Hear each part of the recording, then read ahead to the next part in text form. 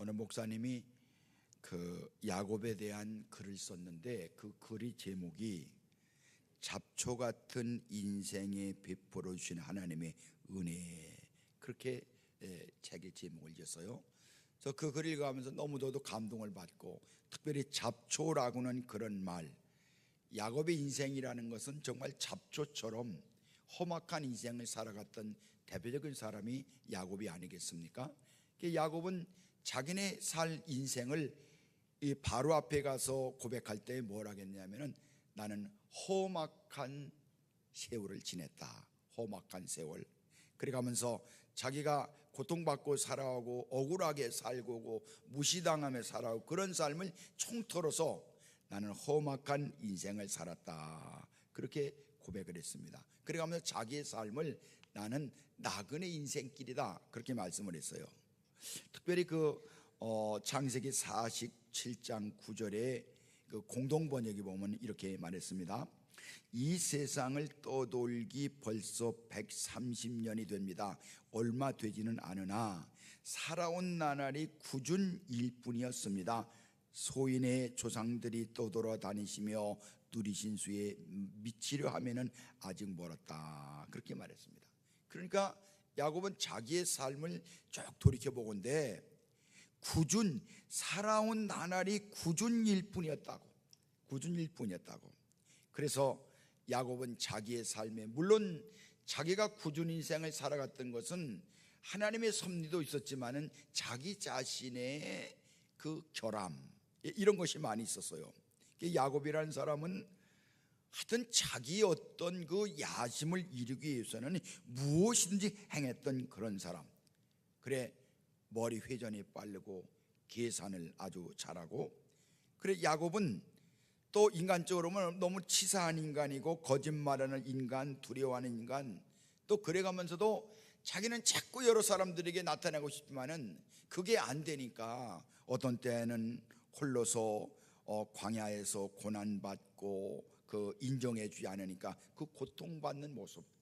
그러니까 한마디로 야곱의 일생이라는 것은 그 삶이 뭐 어느 가정에서 귀한 저택에 있는 그 어떤 화분이 아니고 잡초 같은 인생이었다, 이제 그것을 야곱이 고백하고 있는 것을 볼 수가 있습니다. 야곱이라는 사람은 끈기가 대단했던 사람이에요. 하여튼 뭘 한번 하고자 하면은 끊임없이 그 일을 성취를 위해서 집요하게 물고 들었던 그런 사람인데, 야곱은 너무 자기 자신을 앞세우다 보니까 하나님을 사랑해 가면서도 자신의 야망 때문에 몸부림치는 한 인간의 고뇌가 야곱을 통해서 찾아볼 수가 있는 것입니다. 그러나 야곱을 통해서 우리가 배워야 될 점은 무엇이냐 그러면은, 하나님은 그렇게 뻔뻔하고 머리 굴리고 자기 나름대로 뭐를 세우는 그런 사람에게도 얼마든지 아름다운 변화가 있을 수가 있다, 그런 것을 볼 수가 있습니다. 그래 야곱이 거짓말쟁이 인생을 살아왔지만은 나중에는 그의 인생을 마감할 때에, 오늘 성경 본문에 나와 있습니다만은 인간의 변화의 가능성, 그게 바로 야곱 안에 있었던 거예요. 여러분, 야곱이라는 사람은 어떻게 저런 사람이 있을 수가 있어? 그렇게 많은 사람이 손가락질하고 그 사람 대단한 사람이야, 그렇게 말했지만은 야곱이 같은 그런 사람도 하나님께서 얼마든지 변화시킬 수가 있다, 변화될 수가 있다. 할렐루야. 여러분, 야곱이 변화한 것은 야곱 안에 가능성이 있었던 것이 아니고 하나님의 은혜, 야곱이 이스라엘이 될 수가 있었던 그 변화는 바로 하나님의 은혜였다는 것이에요. 여러분, 하나님이 야곱을 볼 때에도 사실을 별스럽지 않게 본 것입니다. 이사야서 41장 4절에 보니까 하나님이 야곱에게 뭐라고 말했는 거니? 야, 지렁이 같은 야곱아. 아주 비하시켰습니다. 버러지 같은 야곱아. 여러분, 세상에 하나님이 인간에 대해서 너 버러지 같다, 뭐 지렁이 같다, 그렇게 말하는 사람은 아무도 없어요. 야곱에게만 그랬던 거예요. 여러분, 그럼에도 불구하고 이 야곱이라는 사람은 이스라엘 민족의 조상으로 삼았던 것입니다. 버러지 같은 야곱, 이 사기꾼이라는 이름을 가진 야곱이 하나님의 왕자라는 뜻을 가진 이스라엘이라고는 이름을 주신 거예요. 이 모든 것이 다 하나님의 은혜인 거예요.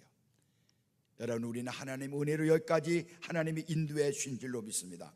우리 인생도 마찬가지입니다. 하나님의 은혜라는 건 놀라운 거예요. 내가 깨닫지 못하는 거예요. 내가 측량하지 못하는 거, 하나님의 은혜. 여러분이 하나님의 은혜가 야곱에게뿐만 아니라 우리에게도 넘치게 되는 줄로 믿습니다. 중요한 것은 무엇이냐면은 하나님의 은혜가 내게 임하고 있다는 그 사실을 믿음으로 깨닫는 것. 여러분, 이것이 무엇보다 중요한 거예요. 거기에 희망이 있는 것입니다. 하나님의 은혜를 받으면 우리 인생도 얼마든지 변할 수 있는 줄로 믿습니다. 하나님의 은혜 안에 있으면 우리는 얼마든지 야곱이 변화했던 것처럼 우리도 변할 수가 있다는 그런 사실이에요. 여러분, 중요한 것은 야곱보다도 야곱의 하나님이 우리에게 중요한 것입니다. 야곱에게 베푸신 하나님의 은혜를 사모하는 우리에게 하나님의 풍성한 은혜가 우리 일생 가운데 우리에게 넘치게 될 줄로 믿습니다. 우리 주택 옆에는 화분이 여러 개 있어서 이렇게 봄이 되면 거기다가 거름을 주고서 화분에다가 이렇게 고추도 심고 토마토도 심고 그랬는데 그제 보니까 이 고추가 이제 다 된 것 같아요. 그래서 고추를 다 잘라내고 이번 가을에 뭘 심을까 그러다가 배추 모종을 50개를 심었습니다. 거름을 주고 배추를 심었는데 그 식물들이 자라는 걸 봐가면서 저는 많은 걸 깨닫는데, 특별히 어제 지난 금요일 날은 그걸 심어가면서 제 마음속의 생각이 고추가 언제부터 고추가 됐느냐, 배추가 언제부터 배추가 됐느냐. 여러분, 사실은 배추라든가 고추라든가 무라든가 벼라든가 보리라든가 다 잡초였습니다. 본래는 잡초였어요. 본래는 잡초였었는데 사람들의 필요에 따라서 그거를 산에서 들에서 캐다가 집 근처에 심어놓고 거름 주고 물 주고 이렇게 해서 거기 나오는 알곡을 먹으니까 벼가 되고 무가 되고 배추가 된 것이지, 본래 배추라는 게 없어요. 여러분, 본래 고추라는 게 없는 거예요. 다 잡초와 마찬가지였어요. 그런데 인간의 사랑을 받아서 인간에게 가까이서 이렇게 기르다 보니까 이것이 배추가 되고 고추가 된 것이지, 세상에 원래 배추가 있었던 게 아니에요. 다 잡초였어요. 이름 모를 잡초였어요. 그런데 그런 잡초를 데려다가 사람이 이름을 붙여준 거예요. 2002년도에 제가 책을 한 권 읽었는데 그 기억나는 책이 어떤 거냐면은 잡초 연구가 이나가키 시데시로라는 분이 잡초의 성공 전략이라는 그런 책을 써서 저는 여러 책 중에서 그게 제일 감동을 많이 받았어요. 왜냐하면 인간이라는 것은 짓밟히고 짓밟혀도 툭툭 털고 일어서는 억척스러움이 잡초에 대한 일반적인 상식이었던 것처럼, 여러분이 잡초라는 것은요, 내가 앉을 곳이 어디고 내가 잘할 것이 있고 그거 따지는 것이 잡초가 아니에요. 어디든지 이렇게 아스팔트 틈이 갈라지면 거기서도, 절벽 가운데서도. 그리고 잡초라는 것은요, 자기에게 어떤 환경이 주어지더라도 거기서 뿌리를 맞고 살아가면서 어떻게 해서든지 나는 잡초로서의 내 거룩한 이 잡초의 인생 가운데서 씨를 남겨야 되겠다는 그런 소망을 가지고 억척스럽게 살아왔던 것이 잡초가 되는 거예요. 그런 면에도 보면은 여러분, 잡초는 우리 인생 모두가 다 잡초와 비슷하다, 그런 생각을 하는 거예요. 어떤 사람이 세상을 살아가면서 기나긴 밑바닥 소름을 참아내면서 이름 없는 노력가들에 대해서 잡초 근성이다, 잡초 인생, 그렇게 말하는데, 여러분, 우리가 인생을 살아가면서 수많은 역경을 부딪히는 거예요. 정도는 다르지만은 이 사람에게나 저 사람에게나 수없이 물밀듯 내게 엄습해 다가가는 모든 시련과 고난, 거기에 대해서 우리는 어떻게 대처할 것이냐. 정말 야곱이라는 사람이 잡초 근성을 가졌다고 말씀을 드렸는데, 우리가 인생을 살아가면서 길바닥에서 견뎌내는 잡초의 모습 속에서 때로는 사람 이상의 인간담을 느끼는 것을 우리가 느껴가면서, 여러분, 세상을 살아가면서 고난이 오더라도 나는 잡초 같은 사람이지만은, 하나님이 나를 잡초같이 이름 없는 사람이지만은 하나님의 거룩한 백성으로 선택하시고 나를 위해서 십자가 예수 그리스도를 보내주셔서 나로 하나님의 거룩한 성도가 되게 하셨다. 할렐루야. 여러분들은 잡초 인생으로 지금까지 살아서 하나님의 거룩한 성전에 쓰임받는 성도들이 된 줄로 믿습니다. 따라하겠습니다. 나는 옛날엔 잡초였어. 이름 모를 잡초였어. 여러분, 그런데 하나님께서 우리에게 은혜를 주셔서 하나님의 거룩한 은혜가 내게 임해가면서 우리는 하나님의 거룩한 성도로 오늘을 세상에서 살게 되는 줄로 믿습니다. 욥기서는 우리 인생에 대해서 욥기서 23장 10절에 그렇게 말했습니다. 그러나 내가 가는 길을 그가 아시나니 그가 나를 단련하신 후에는 내가 순금같이 되어 나오리라. 할렐루야.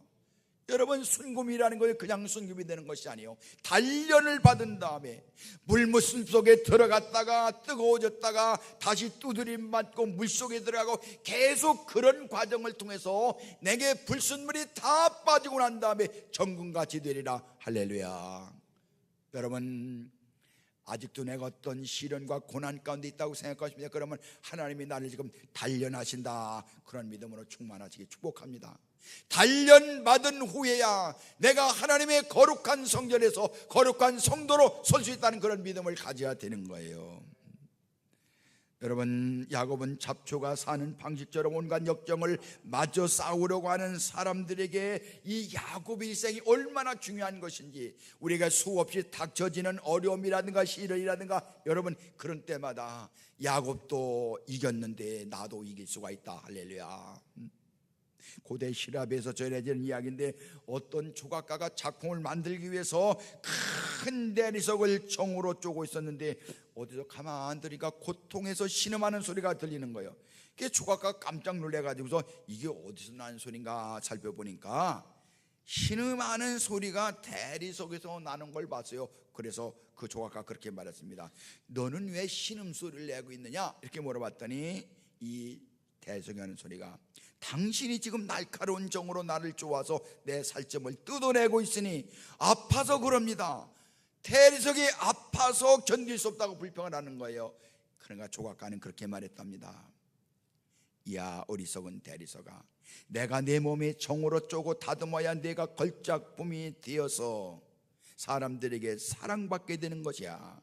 너는 칼을 그냥 놔두면 너는 한낱 돌덩이에 불과하지만은 내가 정으로 맞으며 살점이 떨어져 나가는 고통을 참기만 하면은 불의 명작이 될 테니까 조금만 참아라 그랬습니다. 여러분, 우리에게 어떤 고난이라든가 정으로 쪼는 것 같은 아픔이 올지라도 나는 하나님 은혜 안에서 만들어져 가고 있는 거야. 만들어져 가고 있는 거야. 할렐루야. 고난을 좋아할 사람은 세상에 아무도 없습니다.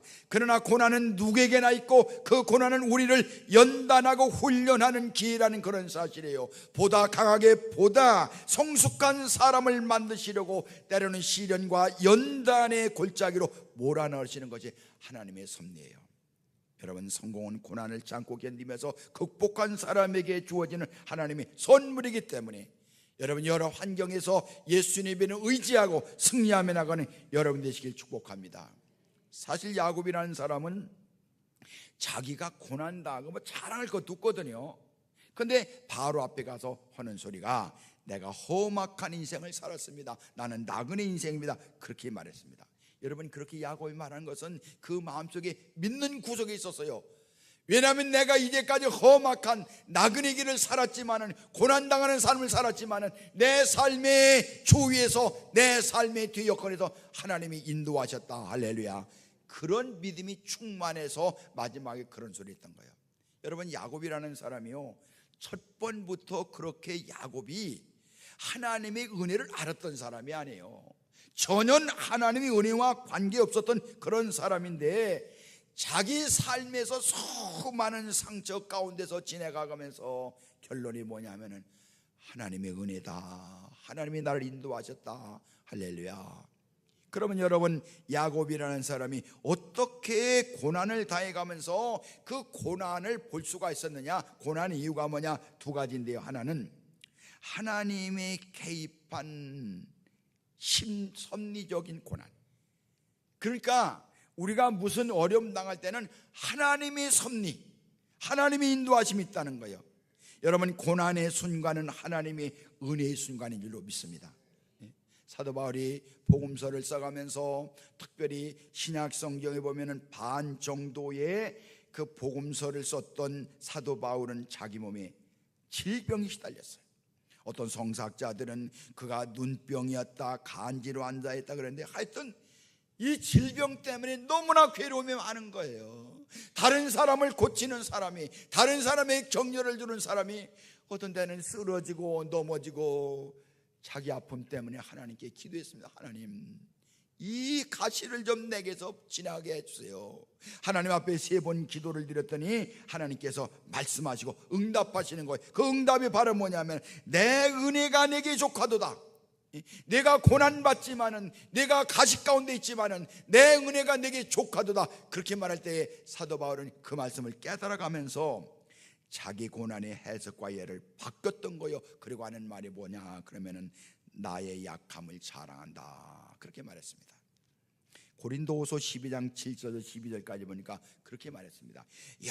여러 계시를 받은 것이 지극히 그러므로 너무 자만하지 않게 하시려고 내 육체에 가시고 사단의 사자를 주였으니.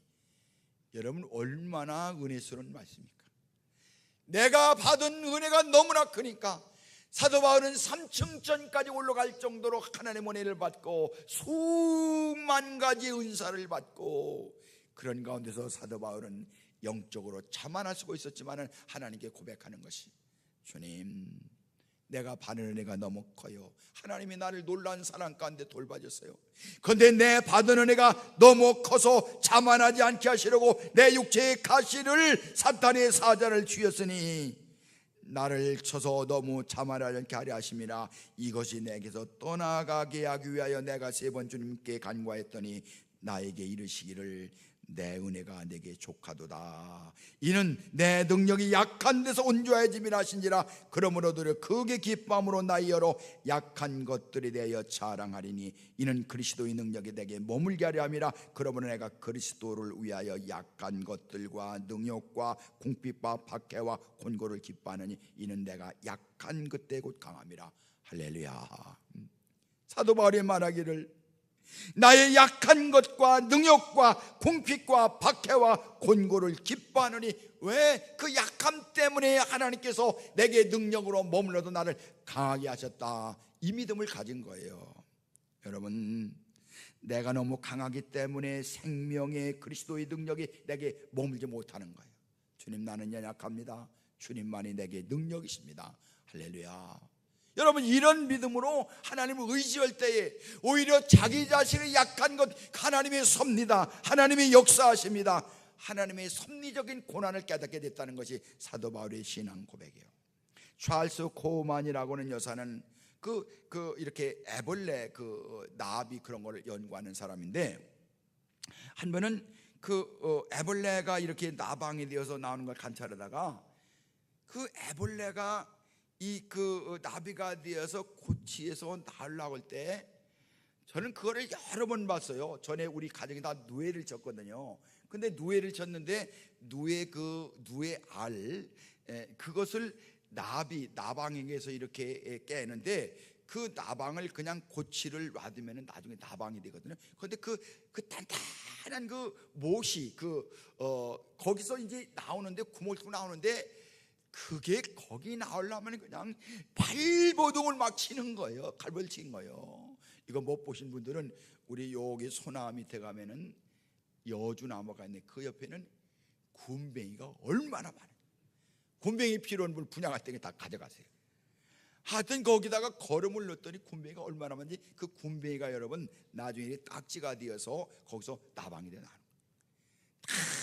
그 나방이 거기서 나오려고 고쳐 나오려고 그냥 바등바등 일을 써가면서, 그러니까 이 코우만 여사가 너무 안타까우니까 가위로다가 구멍을 넓혀줬어요. 그러니까 쉽게 그 나방이 고쳐서 나오게 됐는데, 그러나 얼마 안 가서 자기가 엄청난 잘못된 것을 깨달았어요. 큰 구멍에서 쉽게 빠져나온 나방은 날개를 질질 끌고 방구석을 다녀가면서 날지 못하는 거예요. 작은 구멍을 빠져나오는 그 고통이 사실이 나방에게는 날 수 있는 힘을 지르는 건데, 그 고통에서 막 이렇게 나오려고 발버둥 쳐가면서 어깨에 힘이 생기는 거예요. 여러분, 그러니까 여러분이 당하는 무슨 고난이실 때에 주여 빨리 예수 이름으로 싹 쓸어가 보세요. 그렇게 하지 말고, 주님, 나를 만들어 주세요, 나를 세워주세요, 나를 일으켜주세요. 할렐루야. 그게 중요한 거예요. 제가 몇 번 말했지만은 제가 땅을 사고 교회를 짓고 나서 너무 고통스러워서 제가 이랬다고요. 이거 어떤 사람들은 그냥 목사님들은 기도하다가 지나가던 사람이 기도하고서 이 교회 뭐 필요지 그러고서 몇억 줬다는데 나는 그런 것도 없을까. 그래서 제가 이 땅을 사고서 어디 서울에 있는 교회들 만나서 장로를 만나서 좀 도와달라고 수시 내가 만져보고 막말을 했는데도 아무도 도와주는 아저씨가 없는 거예요. 내가 그러다가 제가 깨달은 게 뭐냐면 너는 왜 네가 당할 고난을 다른 사람들에게 도움을 구하느냐. 제가 그걸 깨달은 거예요. 그래서 나중에 시간이 지나서 빚을 갚고 또 갚고는 그런 과정을 통해서 은혜로다, 하나님의 은혜로다. 할렐루야. 고난을 당해 가면서 하나님의 섭리를 깨닫는 성도가 되시길 축복합니다. 여러분 마찬가지예요. 무슨 고난이 있습니까? 무슨 문제가 있습니까? 중요한 것은 다른 게 아닙니다. 쉽게 그 고치에서 빠져나오는 그 나비가 행복한 것이 아니라 고난을 통해서 하나님을 알고 나를 연단시키는 하나님의 연단의 과정. 할렐루야. 그러니까 여러분 참고 견디세요. 주님 의지하세요. 주님 붙잡으세요. 거룩한 성령의 능력으로 현실을 이겨나가시기를 축복합니다. 여러분 십자가의 그리스도의 능력이 머무는 지혜가 내게 고난의 지혜가 되는 거예요. 배를 짤 때 보면요, 날줄 시줄 배 짜는 거 모르죠. 젊은 사람은 모르겠지. 그전에 보면은 우리도 이렇게 다 이렇게 대마를 심어서, 요즘에는 대마 그것 때문에 뭐 그거 피우면 그전엔 그런 것도 모르고 집집마다 다 이렇게 막 대마를 심었으니까요. 그래서 거기서 대마가 크면은 다 해가지고 삶아가지고 껍질 벗겨서 거기다 이렇게 해가지고 삼을 삼아서 이거 많은 삼 삼아서 그래서 줄 해놓고서 그거를 날줄 시들해 가면서 철그럭 가면서 못이 짜고 뭐 다 그렇게 했지 않습니까? 배 짜고 날줄과 시줄이 서로 엉켜진 거예요. 그래 가면서 하나의 아름다운 옷감이 되는 것처럼 여러분의 인생은 내가 원하지 않더라도 날줄과 시줄이 서로 엉켜가면서 하나님께서 이루는 거예요. 할렐루야. 여러분은 하나님의 섭리입니다. 하나님의 인도하십니다. 뒤엉쳐 있는 것 같지만은 그런 가운데서도 우리 각자는 하나님의 나라와 그의 구원의 역사를 향해서 계속 걸어가고 있다. 여러분 야곱이라는 사람이 고난받았지만은 하나님의 섭리 안의 고난이요. 두 번째 고난은요, 자기가 자초한 고난입니다. 야곱이 자기 생애를 험악하다고 표현한 건 실제로 야곱의 삶이 너무 어려움이 많았어요. 사실 보면은요, 야곱처럼 인생을 살아갔던 사람이 어디 있습니까? 하여튼 투기가 어떤지, 엄마 뱃속에 있을 때부터 형하고 네가 먼저 나가 내가 먼저 나가냐. 아니 세상에 이런 분이 우리 교회는 없지 않습니까? 그냥 쌍둥이로 나와도 나오면 되는 거지. 네가 먼저 나가 나가 먼저. 그러다가는 드디어서 먼저 나가는 자기 형 에서의 발뒤꿈치를 붙잡고 나오는 세상에 그런 녀석이 어디 있습니까? 태어났는데 아버지가 자기를 싫어하는 거예요. 이삭이 형님만 좋아하는 거예요. 어머니의 사랑을 받았지만은, 그러니까 야곱은 아버지의 사랑을 받지 못하고 거기에 대해서 마음에 증오가 생겨가지고서 형 속이고 아버지 속이고, 또 형이 자기를 죽이려고 그러니까 고향을 떠나서 외삼촌 집 라반의 집으로 도망가게 되는데, 타향살을 해가면서 얼마나 고난이 많던지. 아니 외삼촌 집에 갔더니 연애할 딸들이 둘이 있는데 라헬이 너무 이쁘니까 이것저것 다 그만두고 얼굴이 이쁘다는 것 때문에 라헬을 선택하고 난 다음에 고생이 얼마나 많은지 14년 동안 종살이, 14년 동안 품삯을 정하는데 자기 외삼촌 라반이 10번이나 속임을 당하고 20년 만에 고향으로 돌아올 때도 형 에서의 노임을 풀리지 않아서 400명 군사를 이끌고 온다는 소식을 듣고 야복 강가에서 밤새도록 두려워서 하나님께 기도했던 그 야곱의 인생. 항상 야곱은 이때까지도 하나님의 은혜 안에 살아가면서도 그 은혜를 믿음으로 받아들이지 못하고 약삭빠르게 이렇게 하면 내가 저렇게 하면 내가 그렇게 인생을 살았던 거예요. 하나님의 은혜를 믿지 못하기 때문에 그런 거예요. 여러분은 하나님께 의지하고 맡기시기 축복합니다. 하나님이 다 주장하시는 거예요. 주장하시는 거예요. 아니 집을 떠날 때 베델에서 하나님 만나서 하나님 만약에 저를 애삼촌 집에 가서 풍부한 그 양띠와 소태를 가지고 제가 금을 환영하면 제가 분명히 다른 데 가지 않고 이 베델에 와서 하나님 앞에 예배드리겠습니다 그렇게 말했었는데 아니 뭐 12명의 아들 오고 아내들 오고 그냥 뭐 이 많은 재산 가지고 돌아올 때 눈에 뵈는 게 없는 거예요. 그래서 어디 갔는 거니 세겜이라는 곳에 가서 이 베델을 잊어버리고 세겜에 가서 거기서 살아가다가 아니 자기 딸 디나가 동네 사람들한테 성폭력을 당하지요. 또 자기 아들들이 나가가지고서는 막 동네 사람 죽여가지고서 이제는 죽게 됐다고 생각할 때에 다시 깨닫는 거예요. 내가 베델로 올라가자, 베델로 올라가자. 여러분 이 모든 것이 다 야곱이 자초한 거예요. 자초한 거예요. 자기가 자초한 거예요. 빨리 깨닫지 못하고 하나님이 자기에게 복 주실 것을 믿지 못하고 장자의 축복 기도를 빼앗았기 때문에 그냥 뭔가 내가 하면 될 줄 알고. 여러분 그런데 중요한 것은 뭐냐면요, 하나님이 인도하신 우리 어떤 고난을 받고 어떤 시련 가운데 있을지라도 하나님이 내 모든 고난과 삶 위에 은혜로 역사하신다. 할렐루야. 하나님은 은혜로 역사하시는 거예요. 그 하나님을 빨리 발견하는 것이 얼마나 중요한 건지. 야곱이 이렇게 살았던 이유는 바로 뭐냐면은 하나님의 은혜 안에 있다는 약속을 더디 믿었어요. 여러분 내가 믿음이 강하거나 약하거나 무슨 상황에 있거나 하나님 은혜가 나를 인도하신다는 확신을 가지기 축복합니다. 그러면 우리가 현실을 빨리 이길 수가 있는 거예요. 현실 가운데 하나님을 만나볼 수가 있는 것입니다. 야곱은 하나님의 사랑과 은혜에 대해서 믿음으로 반응하지 못하고 항상 자기 보는 것만 의지하는 거예요. 여러분 하나님의 은혜의 강물이 우리 삶 속에 넘치는 줄로 믿습니다. 하나님은 야곱을 한 번도 떠난 적이 없는 거예요. 하나님 우리를 한 번도 떠난 적이 없는 거예요. 내가 하나님이 없는 것처럼 내 믿음이 약해서 흔들리 그런 때에도 하나님은 나를 중환하시는 하나님이신 줄 믿습니다.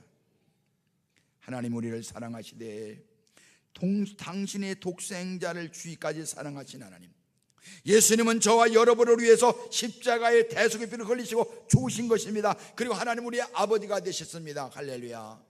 여러분 이렇게 우리를 사랑했다면 나의 모든 삶의 작고 큰 문제가 하나님의 은혜 안에서 하나님이 인도하고 있다. 그것을 믿음으로 가져야 되는 거예요.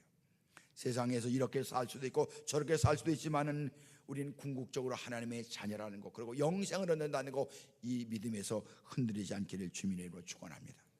예수 그리스도 안에 있는 우리 모든 성도들에게는 합력해서 선을 이루는 거예요. 내가 잘못했을지라도 하나님의 섭리 가운데 있을지라도 이 모든 것은 하나님이 거룩한 선을 이루신다. 이를 깨달은 사도 바울은 로마서 8장 18절에서 우리가 알거니와 하나님을 사랑한 자 곧 그 뜻대로 부르심을 입은 자들에게는 모든 것이 합력하여 선을 이루시느니라. 할렐루야. 여러분 정말 우리가 하나님을 믿는다면 하나님이 하시는 모든 일에 대해서 믿음으로 반응하는 것입니다. 우리 안에 어떤 때는 험악한 인생을 살았을지라도 중요한 것이 뭐냐면은 우리 생각 가운데 보이지 않기는 하나님의 은혜를 봐야 돼. 따라 하나님의 은혜를 보자. 하나님의 은혜를 보자. 내가 혼자 있는 것 같아도, 내가 아무도 도와주지 않는 것 같아도, 내가 답답한 속에 있는 것 같아도, 안타까운 속에 있는 것 같아도 하나님의 은혜의 강물이 흐르는 거예요. 그걸 믿음으로 받아들이는 거예요. 그때 우리에게 은혜가 되고 능력이 되는 줄로 믿습니다. 야곱의 생애를 통해서 우리가 기억해야 되는 것은 뭐냐면, 야곱은 하나님의 은혜 가운데 붙잡으시고 인도함 받을지라도 믿음으로 반응하지 못해요. 믿음으로. 여러분 작고 큰 일에 믿음으로 응답하시기 축복합니다. 하나님의 풍성한 은혜가 여러분들에게 영원토록 넘치게 될 줄로 믿습니다. 우리 한 목소리로 기도하겠습니다. 주님, 저희들은 야곱 같은 사람이에요. 부족함이 많은 사람이에요. 내 나름대로 살았어요. 그러나 하나님의 은혜가 있는 것을 믿음으로 반응하지 못한 것 용서하여 주시옵시고 하나님의 은혜 안의 삶을 바라보게 하여 주시옵소서. 주여 부르고 기도하겠습니다.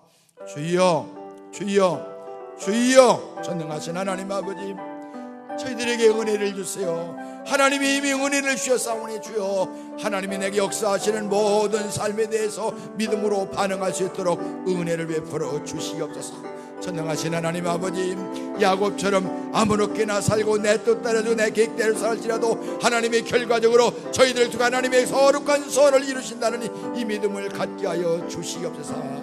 수하루도 우르도 치우치지 않고 주님만을 바라보아 나갈 수 있도록 주여 은혜를 베풀어 주시옵소서. 한결같은 하나님의 은혜와 사랑으로 저희들을 이끌어 주시기 싸우니 하나님, 저희들로 하여금 하나님 우리를 사랑하시고 언제나 우리를 떠나지 않으시고 우리 삶은 하나님의 은혜의 울타리 안에 있다는 것을 확신하는 저희들이 되게 하여 주시옵소서. 그리고 저희들이 당하는 모든 작고 큰 일 하나하나 절대로 흔들리지 말고 염려지 말고 하나님의 은혜 앞에 서게 하시고 하나님 은혜의 믿음으로 반응할 수 있도록 주여 은혜를 베풀어 주시옵소서. 매일매일의 삶 속에서 하나님의 놀란 기적과 은혜로 충만케 해줄 줄 믿습니다. 전능하신 하나님, 야곱같이 나약한 사람이더라도 하나님의 은혜가 그에게 떠나지 않은 것처럼 우리 삶 속에 하나님과 넘치게 되는 줄로 믿사오니 내가 어떤 상황에 있을지라도 하나님의 은혜의 강물이 내게 흘러넘친다는 그 믿음을 가지고 내 모든 삶을 믿음으로 반응할 수 있는 은혜를 베풀어 주시옵소서. 성도들이 지금 당하고 있는 작고 큰 여러 가지 문제와 나약함에 대해서 절대로 흔들리지 말고 하나님의 은혜면 이길 수가 있다, 하나님의 은혜 때문에 살 수가 있다, 하나님의 은혜 때문에 일어설 수가 있다는 그런 믿음을 가지고 나아갈 수 있도록 주여 은혜를 베풀어 주시옵소서.